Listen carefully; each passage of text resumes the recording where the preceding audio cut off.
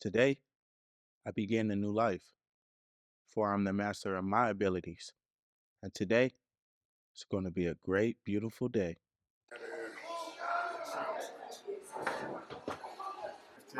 What's good, YouTube? Got my brother in the chair. Mine Johnson. And Trey. He nervous right now. He don't know what to do. He been wolfing, so let's see the progress.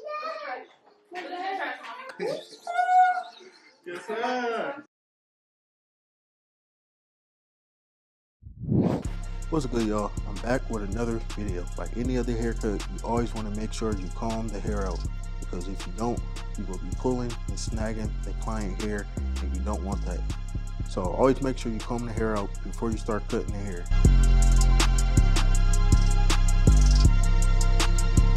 Another useful tip: always make sure you clean your clippers before and after every cut, because don't nobody want to get cut with no dandruff, bump infested clippers. Alright?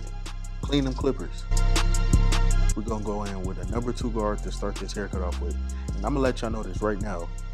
I had a hard time cutting his hair, and that's due to the way his hair grows and the way he brushed his hair. He changed his hair pattern. He cut all his hair off, so he did a reset. And he over woofed. So he let his hair grow and he didn't get a haircut for a while. He was woofing. And a lot of times with wavers, when they woofing, they tend to not use a harder brush to get down into the scalp to brush the hairs that's underneath all that hair. So when they finally get a haircut, all their progress is gone. So I mean, his is not bad, it's still there, but you guys are going to see some light spots, as you can see, all around his hair, in the back and the sides, and a little bit in the front. So y'all don't come at me when y'all see patches in his hair. That's not my fault. That's from him woofing. That's from the way his hair grows and the way he brushes hair, which is his wave pattern. All right, cool. And I always start my first guideline off with the lever closed no guard, because I find it's easier to take the bottom line out versus using the trimmer. Always make your guidelines from 1 inch to 1.5 inches to ensure that you'll have more than enough room to blend. I'm really giving y'all the sauce, so make sure y'all take advantage of what I'm telling y'all, because these tips is going to help you better your blends and better your barber game. Alright, and I do have other videos of me going into more details on blending and fading, so yeah, check out my other videos if y'all want to learn more.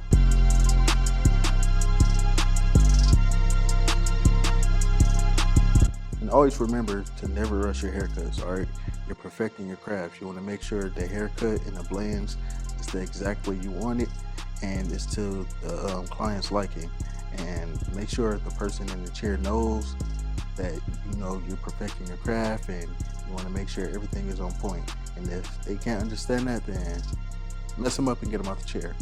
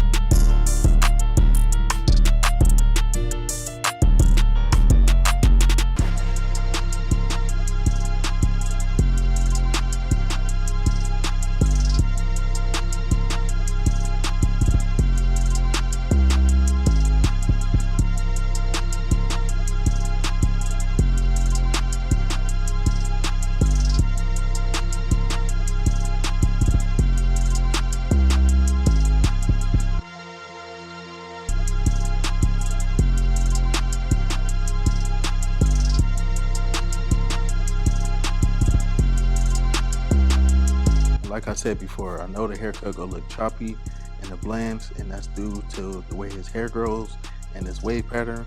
But don't worry, I made sure I did my best, to get the blend to look perfect as possible. All right. What you do to one side, you do to all sides. So the side of the hair is pretty much the same steps. Just make sure you're taking your time and making sure everything is on point. And excuse the color changes in the video. I don't know why it goes from warm to cool, but mind your business. Just focus on cutting the hair.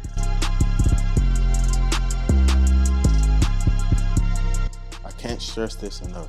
Make sure you comb and brush after every couple of strokes, because you don't want to have loose hairs while you're cutting the hair, because that's going to prevent you from seeing and knowing where your guidelines is and knowing how far up more or less you need to go.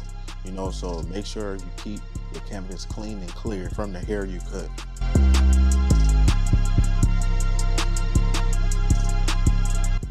It's a random thought. Should shop owners charge booth rent, or should they do commission? Because I see debates about that all the time, like between shop owners and barbers, because they're independent contractors. Like barbershop owners feel like they're losing out on money by charging booth rent, because a barber can cut like 30 heads in one day, and by the end of the week they only paying the shop owner like $250, $300, versus if they charge them commission, they'll get a bigger chunk of what the barbers make.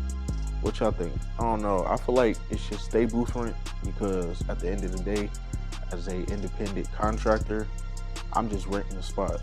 I'm renting this booth to cut hair, and I'm paying you at the end of every week. So I don't understand why shop owners make it such a big deal to want to go from booth rent to commission. Like, why do I have to come out my pocket and pay you more money? Because I'm making a certain amount of money each day, and by the end of each week, I'm already coming out of pocket to pay for my own supplies, on top of what I have to pay for outside the shop. I don't know. Let me know what y'all think.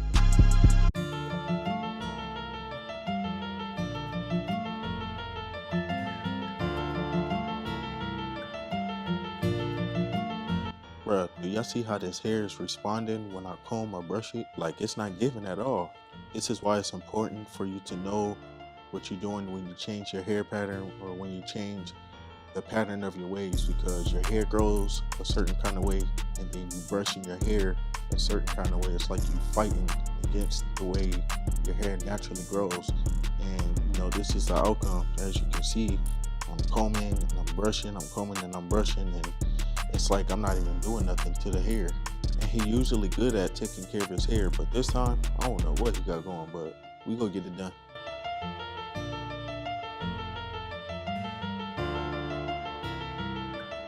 And this side, pretty much the same step, so I'm gonna fast forward it.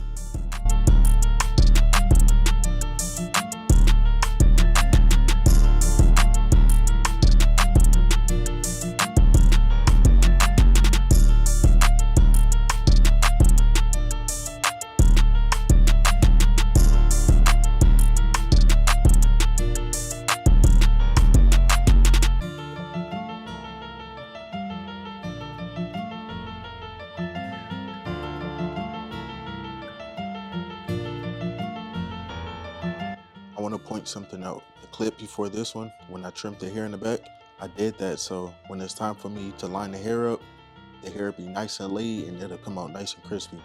That's why I say I know the hair look choppy, like you see on this hairline, it look patchy, but wait till I'm done. Everything gonna make sense and everything gonna come together. And the thing with the hairline is, you typically want to start in the middle, but that's not gonna be the case all the time. So in this case, you see that the left side of his hair is lighter and higher than the right side. So I always start with the side that's higher or lighter. That's gonna allow you to have an even hairline, versus starting with the lower side and working your way to the higher side. And you can see that the hairline is light and patchy, and that's due to him having waves and him brushing his hair down, and the front of the hair is curling. So a lot of times wavers, while they woofing, they don't trim their hair down in the front. So when they finally get a haircut, this is how it's gonna look each and every time. So they literally have to train their hair to lay down while woofing. And always make sure you leave the hairline as natural as possible. For those of you who use enhancements, you always want to make sure you do that before applying enhancements. Make sure the hairline is naturally crispy and straight before applying enhancements, because once the enhancements start to wear off or when they come off, it's gonna look like they never got a line up, because I see a lot of barbers do that. They spray enhancements on first and then line the hairline up, and you're not supposed to do that. So make sure the hairline is naturally crispy, and when the hair color is coming off, or the dye or the fibers is coming off, the hairline will last until it's time for them to get a haircut again. I know y'all see some imperfections in the cut. I made sure I fixed it and cleaned it up before I got done recording the video. I was in a small working space and I had to be in weird angles to make sure I wasn't in the camera. Look at my arm, like I was in weird positions to make sure I'm not, getting in the way of the camera to where y'all can't see.